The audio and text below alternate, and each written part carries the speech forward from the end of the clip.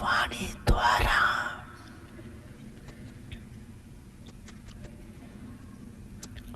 प्रतिज्ञता करते हो।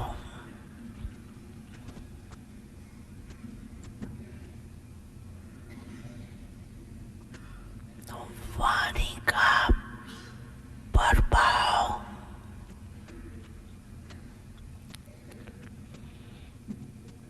पड़ता है।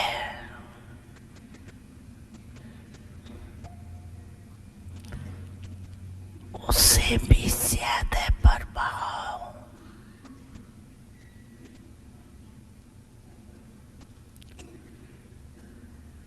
गुण और कर्म का ज्यादा पड़ता है।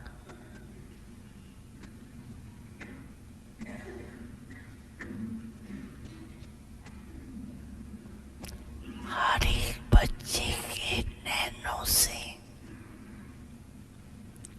ये अनुभव गेनों के नैनों में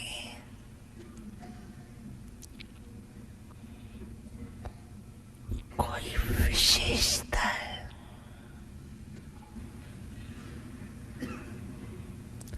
साधारण नहीं अनुभव करें।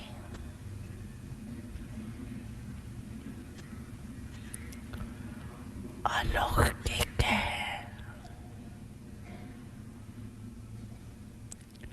क्वेश्चन उठे उनके मन में,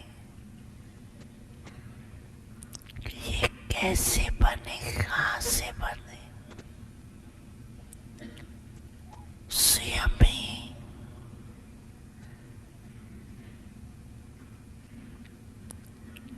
सोचे और पूछे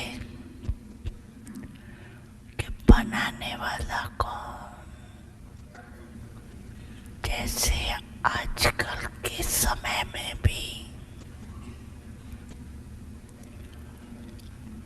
कोई बढ़िया चीज देखते हो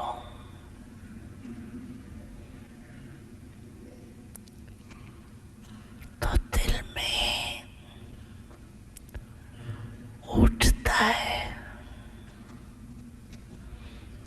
कि बनाने वाला कौन है। ऐसे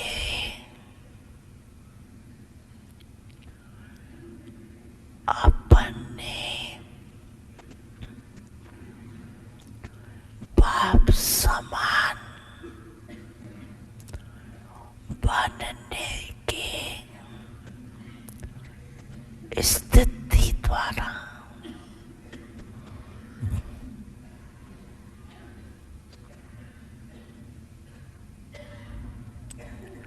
बाप को प्रतिज्ञा करो।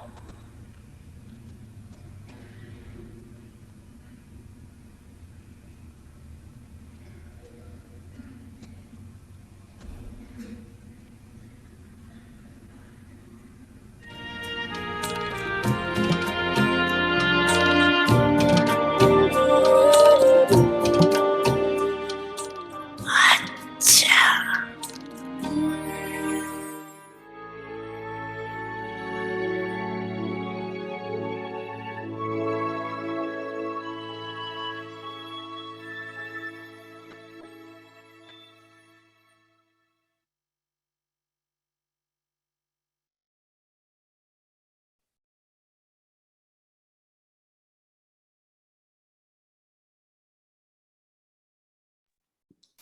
ओम ओम शांति। शांति।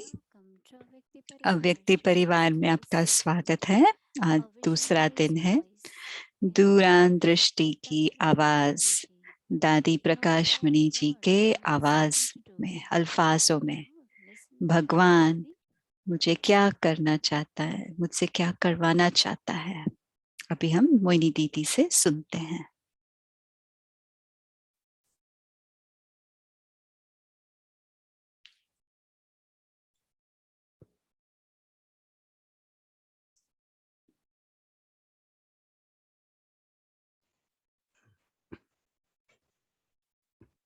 Om Shanti, everyone. सभी को Om Shanti. We got good homework, right? हमें बहुत अच्छा होमवर्क मिला है ना। We get not only one homework, but many ना सिर्फ हमें एक होमवर्क मिलता है पर बहुत सारे होमवर्क मिलते हैं। उस दिन का हमें वरदान के बारे में भी सोचना है, मुरली के मेन पॉइंट्स जो है उसके बारे में भी विचार करना है। फिर हमें यहाँ से भी हमें होमवर्क मिलता है और खास होमवर्क दादी जी के साथ जुड़ा हुआ होमवर्क है। इतने सारे होमवर्क मिलना अच्छी बात है ना। जो अच्छे विद्यार्थी होते हैं, हम सबका ध्यान होमवर्क करने में होता है। जो हमारा जो भी दिनचर्या होता है वो सब करते हुए हमारा ध्यान होमवर्क के ऊपर रह सकता है। मुझे ये बहुत अच्छा लगता है, क्योंकि जब भी मेरा बुद्धि कुछ और बात में व्यस्त हो जाता है, हाँ जरूरी है हमें उसमें एकाग्रता देना, ध्यान देना, लेकिन आंतरिक रूप में जब भी थोड़े समय मुझे मिले, हाँ मुझे याद आता है कि मुझे अभी होमवर्क करना है। आप सबने वरदान सुना ना, तो उस वरदान को जैसे बाबा ने कहा हमारे आदि संस्कारों को इमर्ज करना, ताकि जो भी मेरे कड़े संस्कार हैं, हर एक का एक ना एक क्या एक कुछ खड़ा संस्कार होता है। कल बड़ी दादी ने कहा, प्रकाश मणि दादी ने कहा, हाँ किसी को ऐसा नहीं कहना है कि हाँ ये तो उसका संस्कार है, उसमें ये संस्कार है। उसका मतलब है हमारे आदि संस्कार दिखाई नहीं देते फिर। तो ये बहुत अच्छा अभ्यास है, पूरे दिन में जब भी ट्रैफिक कंट्रोल हो, जब भी समय मिले, अभ्यास करें और एक दूसरे के और खुद के भी विशेषता को देखना। मुझे लगता है बहुत सहज है, या कभी थोड़ा उसके बारे में सोचना भी पड़ता है। मैं सोच रही थी दो बातें मेरे जीवन में, दो बातें। एक है सेवा करना, सर्व करना,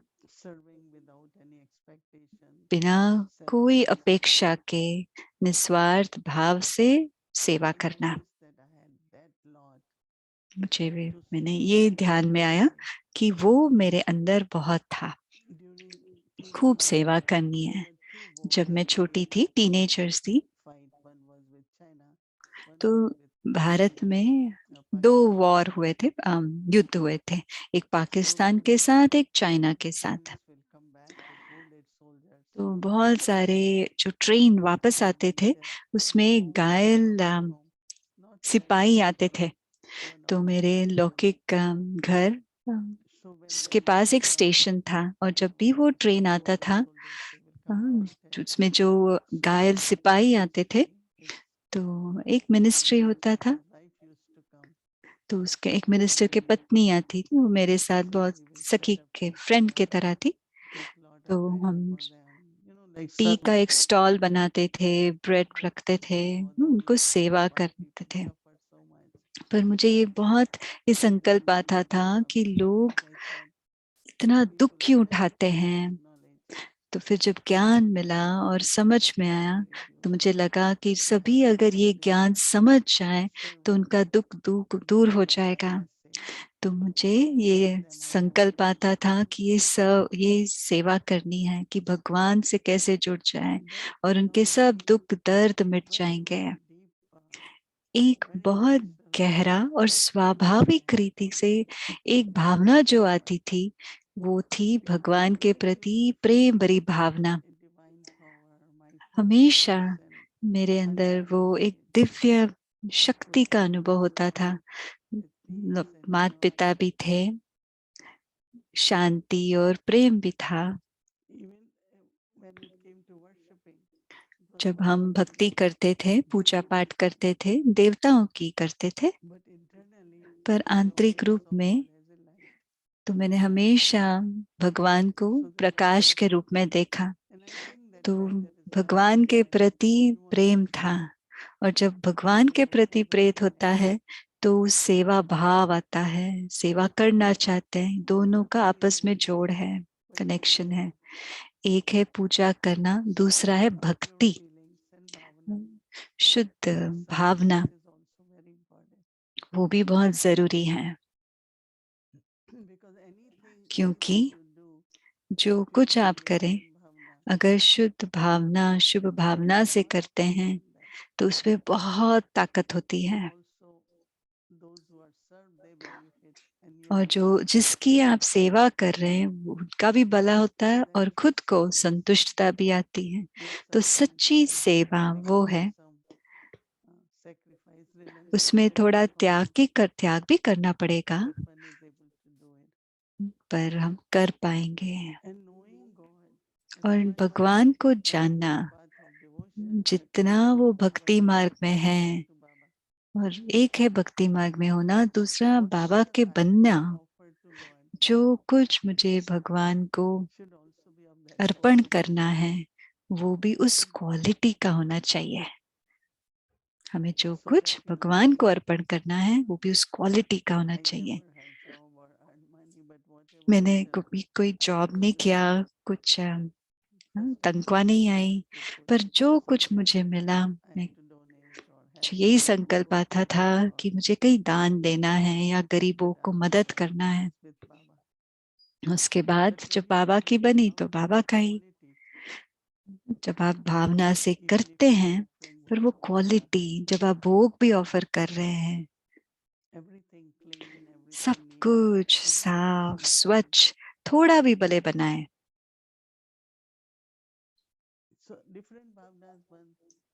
अलग अलग भावना होती है।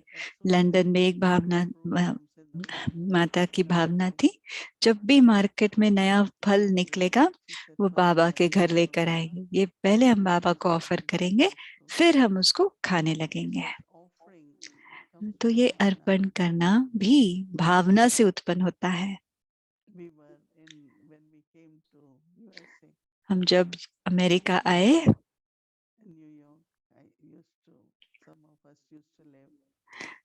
थोड़े लोग हम न्यूयॉर्क में रहते थे, 3-4 लोग इकट्ठे, क्वींस एरिया है, वहां रहते थे। एक अपार्टमेंट था, हमारे अपार्टमेंट के सामने एक फूलों का दुकान था। उस समय $1 का 1 रोज मिलता था। तो हर गुरुवार या हर बुधवार को एक फ्लावर लेकर आते थे, फूल लेकर आते थे बाबा के लिए। हमारे पास उस समय उतने पैसे नहीं थे, तो एक फूल लेकर आते थे। उनको फिर बाद में पता चला कि ये भगवान को अर्पण करने के लिए फूल लेते हैं। तो हम एक फूल का पैसे देते थे और वापसी में वो एक बंच ना, पूरा एक गुलदस्ता जैसे बना के देते थे। तो जब हम भावना से जो कुछ करते हैं उसकी देखिए कितना होता है। तो तभी हमारा भाग्य भी बेहद का बन जाता है, क्योंकि हमारे भाग्य से, हमारा भाग्य तो बेहद का बनता ही है, पर दूसरे भी अपना भाग्य बना पा रहे हैं। अगर मैं उस भावना से नहीं करूंगी, तो जब भगवान के प्रति प्रेम है तो आप अलग अलग तरीके से सेवा करना चाहेंगे। और जब बड़ी दादी प्रकाश मणि दादी को देखते हैं, उनका बहुत बेहद का बड़ा दिल था। बाबा हमें एक स्लोगन देते, एक नामी और इकोनॉमी। जब हमारे दिल में एक के प्रति प्रेम है तो फिर आप कुछ भी व्यर्थ नहीं गवाएंगे, और उसके साथ आप इसको एक एक चीज को सफल करेंगे। ये सिर्फ स्थूल बात नहीं है, वो मन के लिए भी, जब वो संकल्प के बारे में भी हम सोचते हैं, कुछ व्यर्थ नहीं जाएगा। बहुत लोग हम कहते हैं हम समर्पित हैं, हम बाबा के ऊपर समर्पित है। तो समर्पित क्या है? तो क्या शरीर समर्पित हुआ, धन समर्पित हुआ, या बुद्धि और मन भी समर्पित हुआ। So if mind also is surrender, अगर मन भी समर्पित है ordinary thought, तो yes, क्या of course. आप Because अलाउ it's करेंगे about कोई भी व्यर्थ संकल्प या कुछ भी साधारण संकल्प आने के लिए? क्योंकि आपका मन तो है नहीं, तो आप उसमें जो आपका नहीं है, जो व्यर्थ में कैसे हम उसको यूज करें? तो इसलिए ही हाँ, हम समर्पित है, हमने बाबा को दिया है। हम शरीर भी कर्म योग के लिए यूज करते हैं, पर संकल्प क्या है, कहाँ है? जैसे अव्यक्त बाप दादा ने कहा कि संकल्प बहुत शक्तिशाली है। अगर हम बाबा को प्रेम करते हैं तो हमारा मन समर्पित होना चाहिए। अब आंतरिक रीति में आपको महसूस होगा कि एक एक संकल्प भी ऊंच होना चाहिए, श्रेष्ठ होना चाहिए, क्योंकि ये मेरा मन नहीं है। मैं अपने मन के संकल्प के भी ट्रस्टी हूँ, सिर्फ तन का और संबंधों के ट्रस्टी नहीं, मन के संकल्पों के भी ट्रस्टी। कई है जो हमारे बी केस का जो दिनचर्या और होता है, जीवन जीने का तरीका, वो पसंद आता है, परंतु मन का संकल्प, दादी प्रकाश मणि जी, क्योंकि याद करना, बाबा को याद करना माना बाबा का आह्वान करना है। तो बाबा की उपस्थिति को आप रचिए, जब वो भावना होगी बाबा को आप आह्वान कर पाएंगे। दादी प्रकाश मणि जी ने, उनका इतना निश्चय था, हर दादी में बहुत निश्चय था।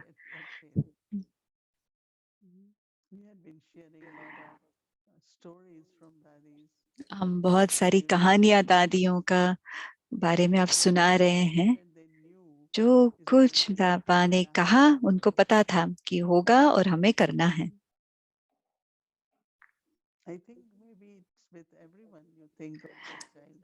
जब भी आप किसी के बारे में भी सोचते हैं बचपन से, हम सब मिलकर गए, किया ना, क्योंकि वो क्यों किया? विश्वास के कारण। बाबा ने कहा है मुझे करना है, उसमें विजय होगा, सफलता होगी।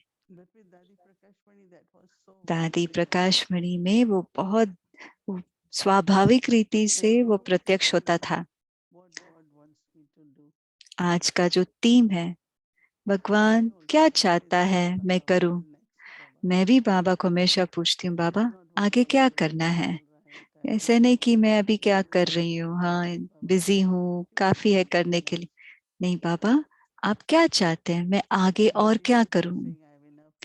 अगर आप कहते रहे हाँ मैं बिजी हूँ, मेरे को काफी है करने के लिए, बाबा भी कहेगा अच्छा बच्ची बहुत बिजी है, ठीक है। लेकिन मैं कहूँ बाबा हाँ मैं बिजी हूँ, पर आप क्या चाहते हैं मैं करूं?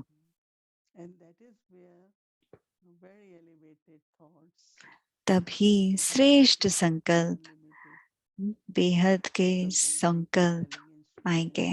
कई बार मैं निमित्त बहनों को बताती हूँ कि आप बेहद में रहो, उनके बताने की उनको कैसे करना है। अरे हमें दरवाजा खोल के रखना है, हाँ मैं कर सकती हूँ बेहद सेवा। जब आप ये संकल्प रखेंगे तो बाबा आपको निमित्त बनाएगा बेहद की सेवा में। तो आप वैसे हम फिर बेहद का हमारा भाग्य भी बनाते हैं। दूसरा हमारा साथी बाबा। अगर बाबा ने आपको एक कार्य दिया है तो बाबा आपके साथ रहेंगे अंत तक, वो कार्य होने तक आपके साथ रहेंगे। तो वो बाबा के साथ बात कीजिए, हाँ बाबा आप क्या चाहते हैं मैं करूं, बात कीजिए। और वही दादी प्रकाश मणि जी हर रोज मुरली के बाद वो आते थे। हमें तो आदत हो गई थी, और हम पूछते थे दादी आज आपको क्या संकल्प आया? तो क्योंकि वो दादी बाबा से पूछती थी, वो सिर्फ संकल्प नहीं होते, लेकिन पर आलिशान संकल्प होते थे। एक एक संकल्प जो वो सुनाते थे, वो प्रैक्टिकल में होता था। एक बार दादी ने कहा, मधुबन में मैं 5,000 मधुबन का संगठन देखना चाहती हूँ। कहा, अरे ये तो हो ही नहीं सकता, कहाँ रुकेंगे। फिर उसके बाद पीस पार्क आया, किसी ने ऑफर किया तो पीस पार्क बना। और वो व्यक्ति कहते थे कि मैं तो सिर्फ ब्रह्मा कुमारियों को दूंगा। बहुत सस्ता था उस समय। फिर उसके बाद शांतिवन बना, उसके बाद ज्ञान सरोवर बना। तो जब हम कहते हैं दादी दूरांदेशी है, तो वो सच है। उनको पता चलता था अभी आगे क्या करना है। जब भी हम दादी के पास जाते थे, हम पूछते थे, वो हमें पूछते थे, अच्छा नया क्या है, नया क्या है। हर एक को पूछते थे, हर एक बाबा के बच्चे को पूछते थे, अच्छा नया क्या करना है, क्या कर रहे हैं। उनको लगता था हम बस बैठकर जो करना है वही कर रहे हैं। उनके लिए तो हमेशा कुछ अलग, कुछ नया करना था। और ये जो भी यज्ञ की जो बड़ा हुआ दादी जी के नेतृत्व में, इसके ही कारण, क्योंकि वो इतना बाबा के साथ रहते थे, ब्रह्मा बाबा के साथ भी। क्योंकि ब्रह्मा बाबा हमेशा विश्व की सेवा के बारे में सोचते थे, कैसे संदेश सुनाना है, कैसे प्रिंट कराना है, कोने कोने में कैसे संदेश पहुंचेगा। उनका हर वक्त वो संकल्प रहता था। और फिर दोपहर में बाबा सकाश देते थे ताकि बहुत सारे आत्माएं जागृत हो जाए। कहते हैं ना, डबल विदेशी कैसे जन्म लिया, ब्रह्मा बाबा के श्रेष्ठ संकल्प से। इससे उसके कारण वो जागृत हुए। बहुत बहुत भाई बहन है, या उनको ब्रह्मा बाबा का साक्षात्कार होता था, या जब उन्होंने ब्रह्मा बाबा के चित्र को देखा, कहते थे हाँ मैं इनको जानता हूँ। और तुरंत इतना प्यार उमड़ आता था ब्रह्मा बाबा के प्रति, क्योंकि उन्होंने सेवा की। तो वो बाबा की रचना हो गई। तो हम सब सुबह श्रेष्ठ और ऊंच संकल्प करें और बाबा से बात करें, ऑफर करें अपने आप को। एक है कहना मुझे नया करना अच्छा लगता है, पर वो रचना, नया नया कुछ रचना, ऐसे नहीं मुझे मिलेगा तो मैं करूंगी, नहीं, आप रचो। वो तभी होगा जब आप बाबा के साथ बात करेंगे, बाबा के साथ अमृत वेले के ये रू रिहान करेंगे, बाबा मैं तैयार हूँ, आप जो कुछ मेरे से कराना चाहते हैं मैं तैयार हूँ। तो फिर तो संकल्प भी इमर्ज होंगे। और फिर आप वेट नहीं करेंगे कि क्या डायरेक्शन में। हाँ, तो कई है जो रुक के रहते हैं, कोई मुझे कहेगा अभी क्या करना है, फिर मैं एक आत्मा कहते थे, एक बार निमित्त आत्माएं बहुत उमंग उत्साह थे, उमंग, और किसी का उमंग उत्साह के लिए हमें रुकना नहीं है, हम मास्टर रचयिता हैं। हमें करना है और दूसरे देकर सहयोगी बनेंगे। ये बहुत सुंदर थीम है जो आज हम उसके बारे में विचार करेंगे। क्या बड़ी दादी कह रहे हैं, बस हर सुबह क्या कह रहे हैं बाबा को। दादी कह रहे हैं क्या करना है मुझे, चलो बाबा साथ करते हैं, इकट्ठे करते हैं। हम भी ऐसे करें ना, तो ऐसे हमें बाबा को फॉलो करना है। आप सबने ब्रह्मा बाबा को नहीं देखा है, पर आप में से काफी लोग दादी से मिले हैं। तो हम दादी जी के कदमों पर चले और आगे बढ़ते चले। ओम शांति।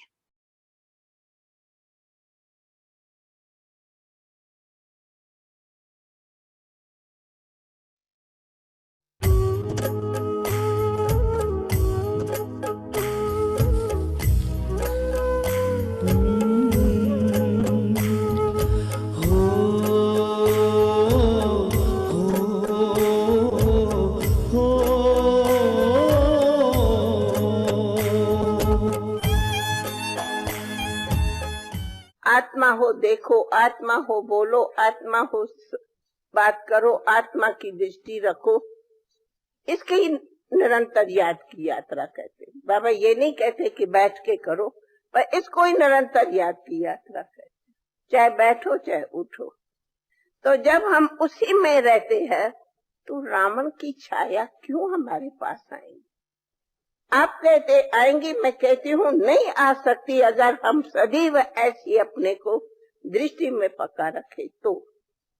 इसीलिए कहा ये ज्ञान है ही रावण के संस्कार को मारने का। ये संस्कार शब्द भाषा वर्णन है रावण का। हम तो अभी राम के बन गए, तो परिवर्तन हो जाएंगे। इसलिए अगर घड़ी घड़ी यह भाषा आती मेरे में, अभी तक ये संस्कार है, थोड़ा देहमान का संस्कार है, थोड़ा फीलिंग का संस्कार है, थोड़ा ये बातों का संस्कार आता है, ये जो एक सूक्ष्म चिंतन भी चलता है, ये चिंतन भी वास्तव में अपने स्व चिंतन से नीचे ले आता। क्या इसी को आप रियलाइजेशन कहेंगे? सेल्फ रियलाइजेशन माना सदैव सेल्फ को सोचो। सेल्फ रियलाइजेशन माना ये नहीं है कि सारा दिन सिर्फ संस्कारों को देखो, आप ऊपर रहो, तो ये कुछ भी नहीं है। इसलिए ये भी रोज बाबा हम बच्चों को शिक्षा देते कि मधुर बोलो, ये करो वो करो। नहीं, बिल्कुल भी नहीं। 100% प्योरिटी में रहो। क्योंकि बाबा ऐसे देते, कई बार हम समझती जैसे छोटे बच्चों को कोई पढ़ाते वैसे कर, पर रियली पूछो तो हम सभी अभी बाबा के ज्ञानी तू आत्मा बच्चे हैं। उन बच्चों को इसकी भी जरूरत नहीं। वे तो उस चोटी पर रहे, तो इस बातों की दरकार नहीं। जैसे कहा जाता है, कहा ना छाया है। छाया कोई हस्ती है क्या? कोई वस्तु है क्या? इसलिए मधुबन में बाबा कहते आते हो, इसीलिए ही आते हो कि इतनी शक्ति भर जाओ जो ये सब संस्कारों को हम मार के खत्म करके। जैसे ड्रामा तो करते हो कि आप लोग कई बार ड्रामा करते कि हाँ रावण आया, माना कि काम आया, उनको गोली मारा, रावण आया क्रोध उसको। वो तो बिल्कुल पांचों भूतों का ड्रामा तो करके दिखाते। तो माना आप ड्रामा में दिखाते हो कि उनको मार के खत्म किया, तो सिर्फ ड्रामा तक मार के खत्म किया या खुद से मार के खत्म किया? दिखाने का अर्थ क्या है? दिखाने का अर्थ ये तो नहीं है ना कि ड्रामा में दिखाया, मार के खत्म किया, लेकिन मेरे में तो अभी जिंदा है, जिंदा बैठा है। ये तो नहीं दिखाओ ना। फिर कई बातें बनाना, क्या करें, अकेलाई महसूस होती, इम्प्यूरिटी के ख्याल उठते, फलाना होते। ये सभी अगर कोई सच पूछो, मैं पूछती हूँ कि ये भाषा हमारी अब परिवर्तन हो जानी चाहिए। इसका नाम है परिवर्तन, जिसको बाबा कहते जब तुम्हारी स्थिति अच्छी ऊंची बन जाएंगी तब सृष्टि परिवर्तन। तो हमारे दिल में एक सदैव आशा रहती, कब सब कहेंगे हमने माया को मार भगा दिया। ये भाषा कब सब हम बाबा को कहेंगे? बाबा हम अभी आपके सामने माया को खत्म करके विजयी बन के जा रहे हैं। क्या ये नहीं दिन आएगा? आप सभी ये दिन को नहीं देखेंगे? ये दिन नहीं लाना है क्या? जी जी, हम विजयी थे, विजयी है, विजयी बन गए। आज आप किसी भी बात में कहा जाता ये आज दुश्मन से लड़ाई हो गई तो विजयी हो गए, तो उनको मुबारक हो गई कि भाई ये विजयी हो गए, विजयी दिन मनाते। तो क्या फिर आप दुश्मन की बातें बैठ के करते? क्या आओ दुश्मन, आओ दुश्मन, आओ लड़े, आओ लड़े, आओ लड़े कहते हो क्या? कहेंगे? कहेंगे विजय माना विजयी ना। भाई हमने आज इसी देश में जीत लिया, इस बात में विजयी बन गए, तो विजय की मार्क्स मिली, फिर हम हार वाली मार्क्स क्यों वर्णन करते? बाबा ने हमें कितना सहज बताया कि ये ज्ञान है ही तुम्हें माया जीत जगत जीत बना दे। तो माया जीत हो गई, माना संस्कार जीत हुआ ना।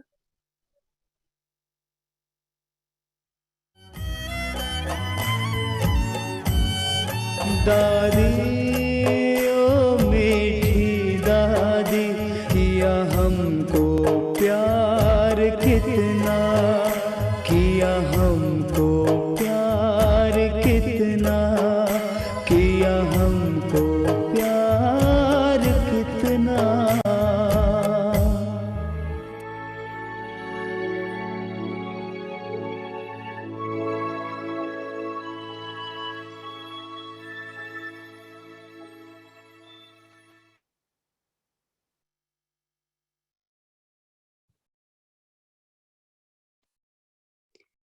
ओम ओम शांति। अव्यक्ति यात्रा में आपका स्वागत है। साकार मुरली, बच्चों को ज्ञान रत्नों से सजाना। बनवाले बाबा, ओ मीठे प्यारे बाबा, तूने प्यार जो दिया है, तूने प्यार जो दिया है, भला कैसे भुलाए। ओ मधुबन वाले बाबा, ओ मीठे प्यारे बाबा। Hello, good evening. यह 10 जनवरी का रात्रि क्लास है। ऑफिस का काम बुद्धि में पड़ा हुआ रहता है नहीं, तो वो निकल जाते हैं, जब पहाड़ों पर जाते हैं घूमना फिरना। ऑफिस में रहने से ऑफिस का काम रहता है उनकी बुद्धि में, तो उसको कहते हैं बुद्धि से ये निकल जावे तो बुद्धि रिफ्रेश हो जाएंगी, फ्री हो जाएंगी चार हाथ से। उसको कहा जाते हैं रिफ्रेश होने के लिए, थकावट दूर करने के लिए, ऐसे भी कहेंगे। तो यहाँ भी तुम आते हो, थकावट आधार कलर भक्ति महाराज की बहुत ही मेहनत की हुई है। नहीं, बच्चों को तो नहीं जानते, जान ही नहीं जानते। बच्चों को सिर्फ भक्ति भक्ति भक्ति भक्ति। तो भक्ति में जो शास्त्र पढ़ते हैं उनको भी भक्ति कहेंगे, वो ज्ञान तो कहेंगे ही नहीं। कि ज्ञान मिलता ही है पुरुषोत्तम संगम युग पर। अब ये सारा भारत, सारी दुनिया कहेंगे नहीं, समझा नहीं, भारत को खास कहेंगे। क्योंकि जहाँ से पत्थर बुद्धि है ना, वो तो अभी भी थोड़ा ही होगा नहीं, तो बोलेंगे विनाश होते हैं। क्योंकि उनके बुद्धि में भी यह है कि हमारे पास ये सभी सामान जो है, तो विश्व को, ये जो दुनिया है उनको विनाश करने के लिए। तो दुनिया विनाश होती है तब, जब उसके पहले फिर नई दुनिया स्थापन हो रही है। दुनिया तो कभी सारी विश्व सदैव खत्म तो नहीं होती है, दुनिया तो आई है। और जो वो लोग है वो लोग समझते हैं कि कोई दुनिया एकदम खत्म नहीं होती है, अभी चेंज होती है जरूर दुनिया में। क्योंकि ये कोई पैराडाइज तो नहीं है, ये कोई नई दुनिया तो नहीं है, हेवन तो है नहीं। हेल है माना ही वो लोग समझते हैं कि पुरानी दुनिया है। न्यू वर्ल्ड ओल्ड वर्ल्ड, इसको तो तुम बच्चों को अच्छा समझाया गया ही है कि न्यू वर्ल्ड क्या होती है, ओल्ड वर्ल्ड क्या होती है, और न्यू वर्ल्ड ओल्ड वर्ल्ड कैसे होती है। तो ये तो सबक तुमको बुद्धि में है, सिर्फ तुम ब्रह्मणों को, वो दूसरे को नहीं, क्योंकि तुमको विस्तार साहित्य है, डिटेल से तुमको समझाया गया है। तो इसलिए तो तुम बच्चों को ये समझते नहीं रखना है, कलत्व न्यू और ओल्ड। न्यू को कहे जाते हैं सतयुग, ओल्ड को कहे जाते हैं कलयुग। अब ये बात कोई समझ नहीं करते हैं, क्योंकि तो पूरा विचार, ये उनका विस्तार किसके बुद्धि में नहीं है। तुम्हारे बुद्धि में है तो भी जो नंबरवार पुरुषार्थ अनुसार है, सबके बुद्धि में विस्तार से नहीं है। अगर किसको थोड़ा बहुत भी है नंबरवार पुरुषार्थ अनुसार, तो भी जो रिफाइननेस चाहिए समझाने के लिए, जैसे मन से जल्दी समझ जाए, वह भी ताले कर देंगे। पुरुषार्थ करके ऐसे रिफाइन बन रहे हो, ऐसे दिल कहती है कि ऐसी तरह से किसको समझावे जो झट उनके बुद्धि में बैठ जाए, तो ये तो बिल्कुल ठीक कहते हैं। वेद के बाद से नई दुनिया ही होती है, उनका याद मिलते हैं। पुरानी दुनिया को कहेंगे पीछे राज्य या रावण राज्य, तो है बहुत समझने की बातें है, थोड़ा इशारा देना पड़ते हैं। तो जो भी अच्छे होंगे पुराने, उनको इशारा मिलने से ही जट उठा लेंगे। ये तो राइट बात है। जन्म भी 84 ठीक है, 77 का युग भी ठीक है, नई दुनिया और पुरानी दुनिया भी जरूर है। तो कोई ऐसे निकलेंगे जो झटपट उठाए लेंगे। ये तो तुम भी तो बहुत ही है, तुमको भी तो निश्चय है, पक्का निश्चय है, वो तो ठहरते रहेंगे। कच्चे शायद टूट भी पड़े, ये माया तो उठा दे। कहते हैं तब जब के समझते हैं कि बहुत टूट गए हैं, तभी फिर कहते हैं कि हाँ ये भगवान राज्य है। आश्चर्य भगवंती मरंती ऐसे गाया जाते हैं नहीं, तो यहाँ भी देखते हैं कैसे होते हैं। और यूं भी समझा जा सकता है कि लड़ाई के बीच में मारा मारी तो होती है दोनों तरफ। तो या तो वो मारामारी अपन नहीं उठाते हैं, बंदूक से मारना टिकू या ये जरूर होती है। तो मनुष्य सृष्टि, मनुष्य माया से मार करके ईश्वर के बनते हैं, फिर ईश्वर के से मार करके माया के बनते हैं। देखो यहाँ भी अभी भी तुम देखते हो, जो ईश्वर के बने हैं फिर माया के बन जाते हैं। अच्छा बच्ची बाजा बजा। बड़ी मन भावनी मुरली प्रेम से प्राणों को सींचे, रसीली तान की ये डोर आपकी ओर ही खींचे, आपकी ओर ही खींचे। रूहानी स्नेह का जादू आपकी मीठी बातों में, रूहानी स्नेह का जादू आपकी मीठी बातों में। मीठे मीठे सिक्के दे रूहानी बच्चों पर माता पिता बाप दादा का याद प्यार good night.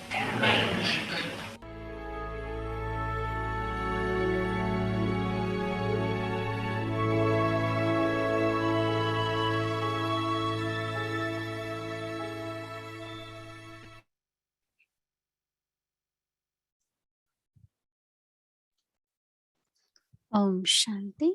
Om Shanti.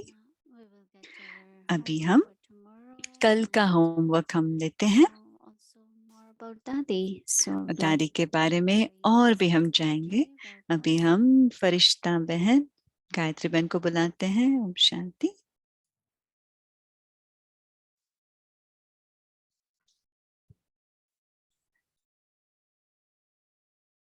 Om Shanti everyone. Om Shanti सभी को। I hope the homework that you did today मुझे आशा है जो आज आपने जो होमवर्क किया तो लाभदायक हो और आप अपने ही दो विशेषता आप दो या एक विशेषता आप जान पाए, क्योंकि वो जरूरी है आने वाले कल की होमवर्क करने के लिए, क्योंकि एक का दूसरे के साथ उसका कनेक्शन है। तो जब हम विचार करने बैठे तो ये क्वेश्चन हम अपने आप को पूछते हैं। तो प्रश्न है, जैसे दादी ने ना उसका क्वेश्चन के ऊपर उन्होंने विचार किया, तो प्रश्न है in क्या which कौन in your experience आपके अनुभव में God reveals किन किन तरीके what He से wants you बाबा ने, to do. भगवान ने So प्रत्यक्ष look किया back कि to reflect on आपको क्या questions. करना है, What are the ways in your कौन कौन experience? आपके अनुभव So में you may be looking किन within किन your own रीति experience से that God भगवान ने reveals what आपको He क्या wants करना है you to do. बतलाया। Now, मुझे क्या करना है, कैसे बाबा ने किन किन तरीके से आपको समझाया। or as I love तो to बड़ी call her, दादी ने, Kumarka, कुमारका दादी या प्रकाशमणि दादी ने ये इस प्रश्न के लिए क्या बोला, कैसे very interesting because yesterday's उनको homework, पता when था she कि reflected on भगवान, her specialties, it seems as though she reflected on it at Amrit Vela. ऐसा लगता है कि वो अमृत वेले बैठकर उस प्रश्न के बारे में सोचते थे और वो स्पष्ट होता था। तो दादी कहते थे अमृत वेले जो भी बाबा को वो पूछते थे वो स्पष्ट होता था। दादी ने कहा, अब जब उनको पूछा गया आपको कैसे पता चलता है कि भगवान क्या चाहता है आप करें, तो अमृत वेले उनको प्रेरणा आता है कि मुझे क्या करना है। एक सीन के रूप में आता है और फिर मैं वो दूसरों के साथ वो बांटती हूँ। जब मैं दूसरों के साथ, जब परिवार के साथ, जब मैं वो बताती हूँ जो भी प्रेरणा बाबा से मिला, तो उसमें और उमंग भर जाता है और परिवार का सहयोग भी आ जाता है और उस उमंग उत्साह से भरा हुआ संकल्प प्रैक्टिकल लाने में मदद होता है। फिर दादी ने कहा, कई बार लोग पूछते हैं दादी क्या आपको कोई चिंता है, क्योंकि उनको पता है परेशानी तो होगी, इतनी बड़ी संस्था है, यज्ञ है, कोई ना कोई परिस्थिति तो आया होगा। तो दादी ने कहा रोजाना कुछ ना कुछ होता है, एक परिस्थिति दूसरे परिस्थिति के साथ उसका जोड़ होता है और एक जैसे एक चेन बन जाता है। हाँ, तो थोड़ा तो चिंता कारण हो सकता है। तो दादी ने कहा मुझे बाबा से वरदान मिला है, मैं सचमुच किसी बात के लिए चिंता नहीं करती हूँ। ये वरदान जो बाबा से मिला कि कुछ भी चिंता करती, वो वरदान है कि मैं निमित्त हूँ। भगवान चाहता है कि मैं निमित्त हूँ। वो क्या चाहता है मैं करूं, वो चाहता है कि मैं चिंता न करूं।